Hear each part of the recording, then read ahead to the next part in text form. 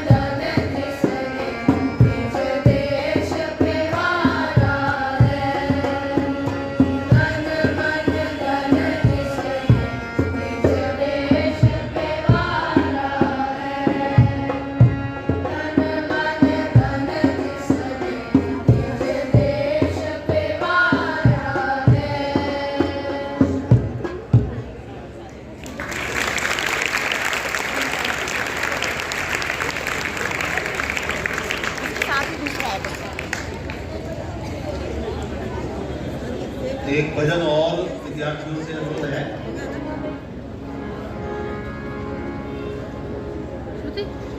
श्रुति श्रुति ma'am, harmonium ऊंचा तो नहीं पड़ रहा? ठीक है। DV 14 सेक्टर ये हमारा जो स्कूल है उसके बच्चे हैं।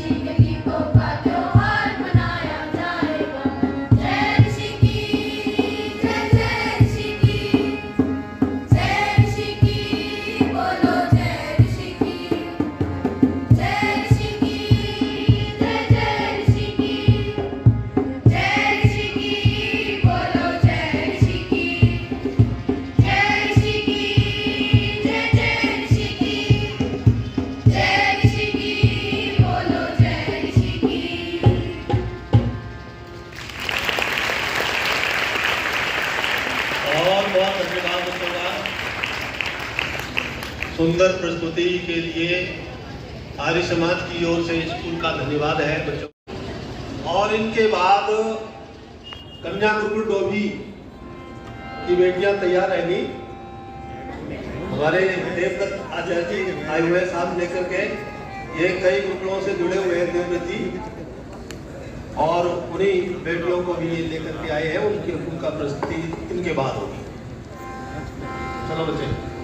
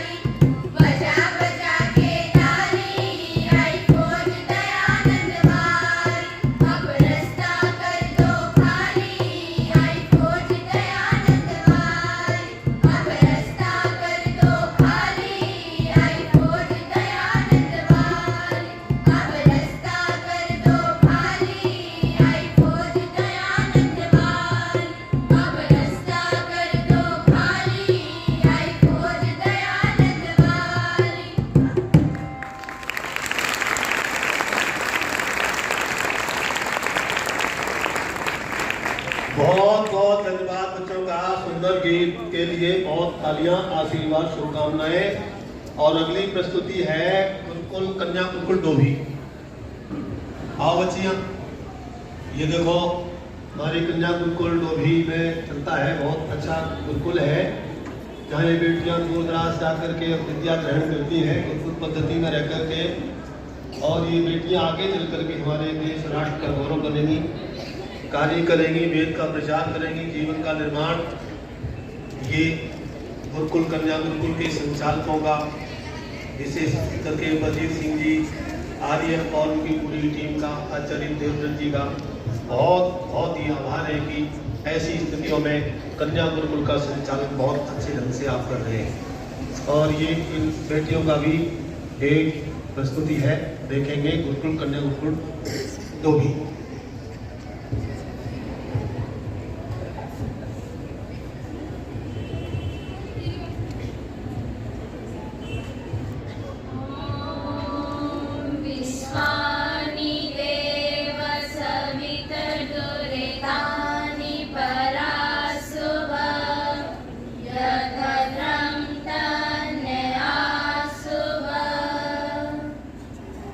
ऋषिवर तेरे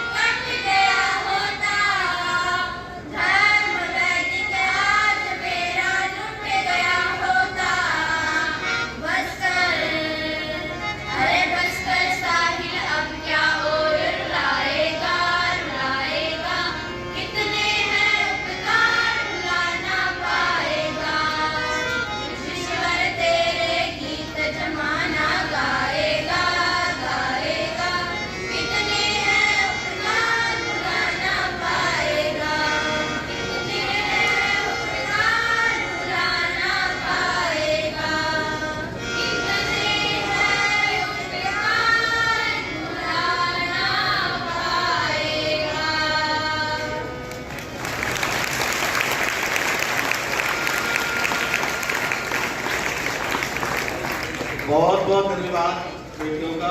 कन्या गुरुकुल डोभी की ये प्रस्तुति है।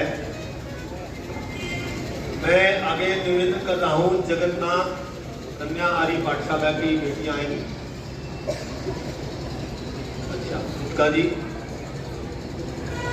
ये भी अपना प्रस्तुति देंगी। बेटी का नाम है उत्का, ये अपनी प्रस्तुति और क्लास 12th की बेटी है। जगन्नाथ कन्या आर्य पाठशाला स्पीच है। स्वामी दयानंद के विषय पर अपनी स्पीच तैयार करके लेकर आइए बेटी।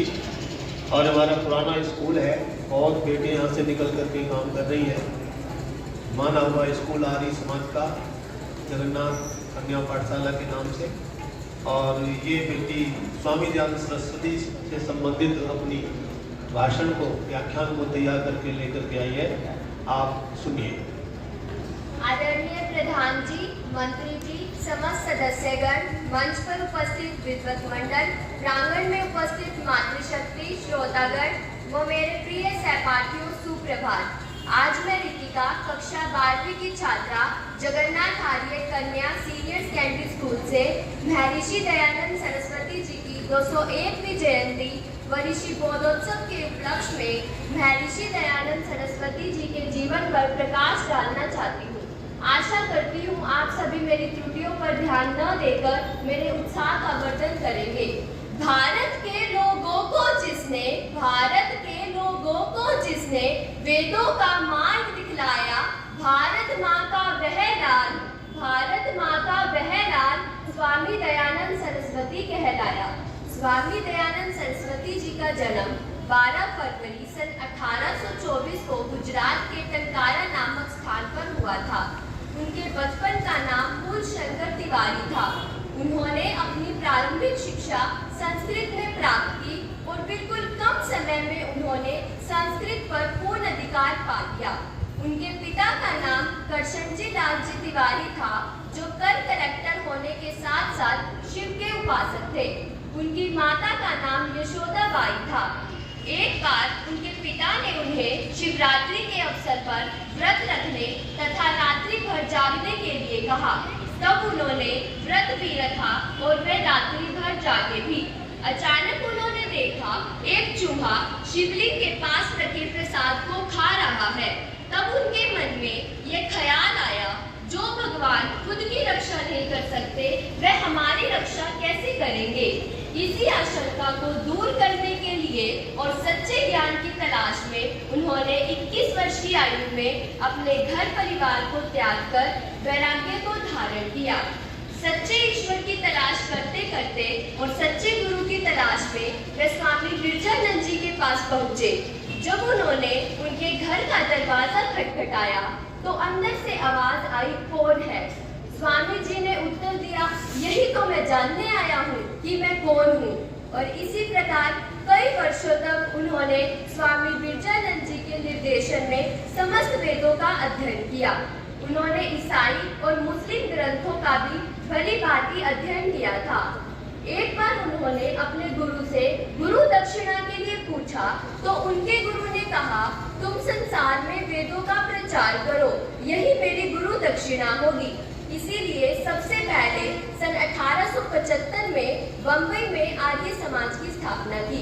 आर्य समाज की स्थापना का मुख्य उद्देश्य था हिंदू धर्म में फैली बुराइयों को खत्म करना और वेदों की शिक्षा को वापस लाना। सन 1857 की क्रांति में भी उनका बहुत योगदान था। स्वराज्य शब्द का प्रयोग भी सबसे पहले उन्होंने ही किया था। इसीलिए कहते हैं, अंग्रेजी हुकूमत को मिलता करारा जवाब था। अंग्रेजी हुकूमत को मिलता करारा जवाब था।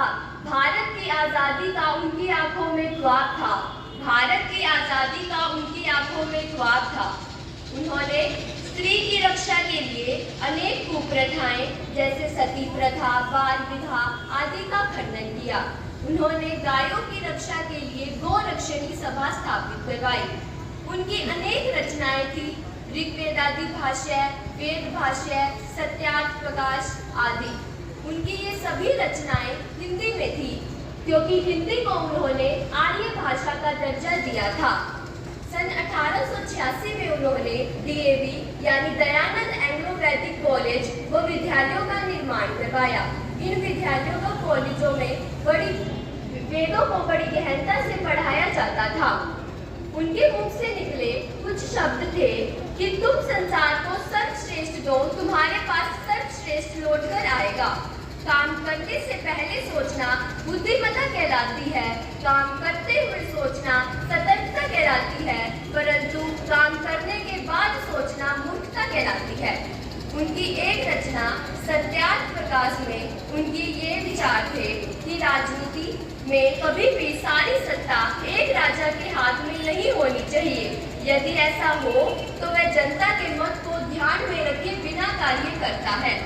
यदि स्वामी जी के ग्रंथों और विचारों पर चला जाए तो हमारा देश पुनः गौरवशाली और वैभवशाली बन जाएगा। एक दिन उनके नौकर ने उन्हें खाने में जहर मिलाकर दे दिया। जब उन्हें यह पता चला तो अपनी दया और नम्रता का परिचय देते हुए उन्होंने उससे कहा कि तुम यहाँ से भाग जाओ। यदि लोगों ने तुम्हें देख लिया तो वह तुम्हें मार देंगे और ये मैं नहीं चाहता। उसी दिन 30 अक्टूबर सन 1883 को दीपावली के अवसर पर उनका शरीर पंच तत्वों में विलीन हो गया। उनके मुख से निकले अंतिम शब्द थे, हे प्रभु, आपने अच्छी लीला की, आपकी इच्छा पूर्ण हो। ऐसे महान व्यक्ति के बारे में जितना कहा जाए उतना कम है, इसीलिए अपनी वाणी को विराम देते हुए इतना ही कहूंगी। 12 फरवरी को गुजरात में जन्मे वे महान समाज सुधारक हमारी सामाजिक बुराइयों को खत्म करते हुए बने हमारी संस्कृति के प्रचारक। धन्यवाद।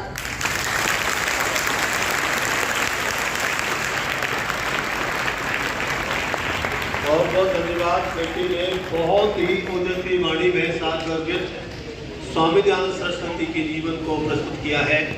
बेटी के लिए शुभाशीर्वाद और जिन्होंने तैयार कराई है उन टीचरों के लिए भी बहुत बहुत धन्यवाद है।